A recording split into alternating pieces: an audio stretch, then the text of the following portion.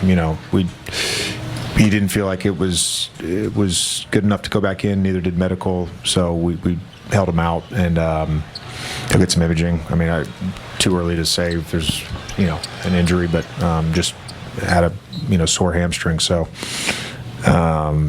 just in terms of the group, I thought there were starting with Luka having to come out of the game. I think there was a lot of things that didn't go right that game, and it wasn't necessarily like out of effort or execution, but we had a lot of turnovers, and that really hurt us in the first half where you shoot 50%, but you have, I think it was 13 turnovers including the team turnovers, which gave them a lot of life. And then the group that closed and really everybody that was out there in the second half, I thought our toughness and our physicality really just allowed us to get back in the game.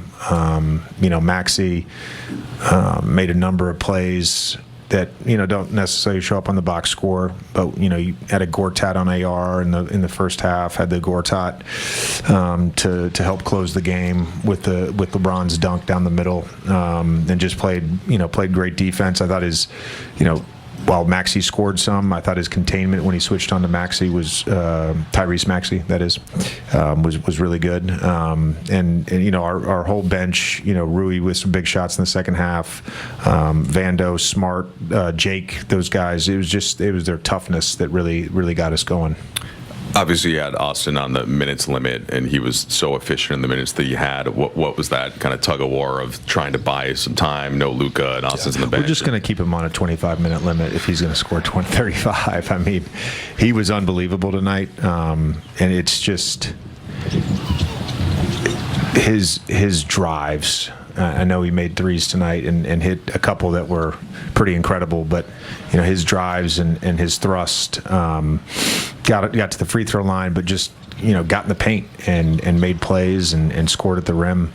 It was great to see. Yeah.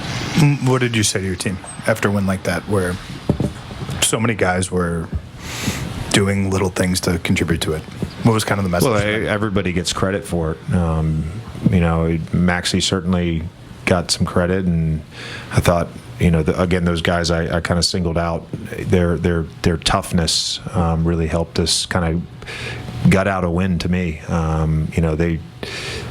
They played really good together basketball on both ends, and it's a night where Embiid had it going, and there's not a lot you can do in the middle of the floor. It's just not, and it didn't matter if we kept a primary matchup or if we switched onto him or if we pre-switched. It just he was really good tonight. And the one thing, I don't know what they ended up with 5. Yeah, it was like, do you make an adjustment? Do you because we did make adjustments throughout the game, but do you front and back them and make them throw it over the top? Do you fire?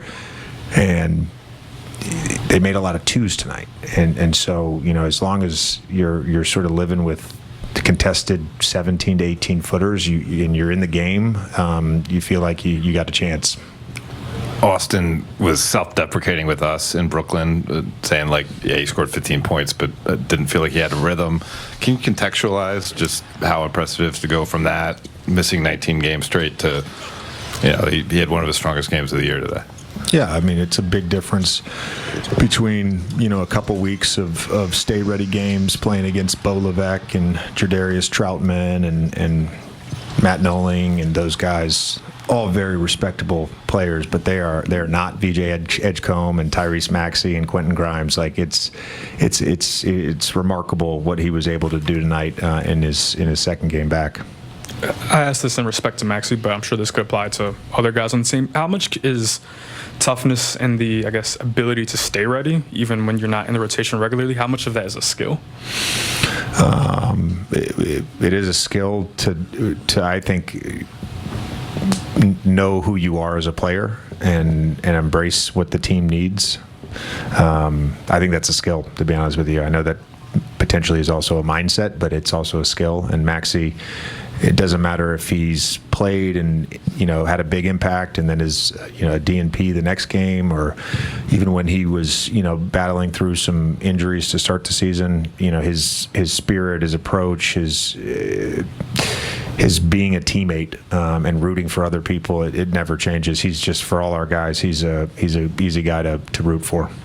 JJ, the trade with Atlanta went official. Yeah, so you can talk about it now, I guess. Just what was your reaction to getting Luke Kennard and also to losing Gabe Vincent? Well, I think I'll start with Gabe. His teammates loved him. His coaches loved him.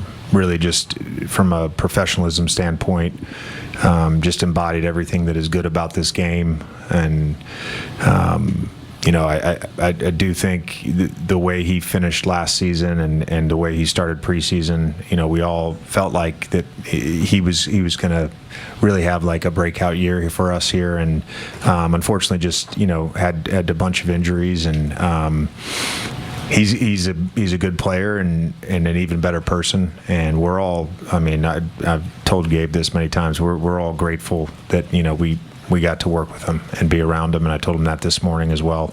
We're very appreciative of him. Excited about Luke. I've known him for 12, I guess about 12 years now, and think he's one of the best shooters in the NBA.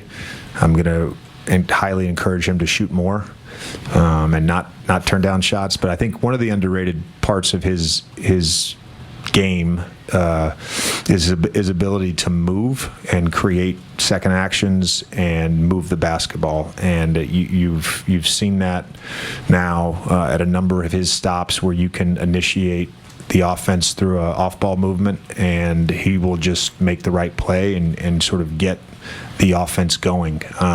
So he'll be a corner threat, and he'll be an off-ball threat, and we're excited to have him.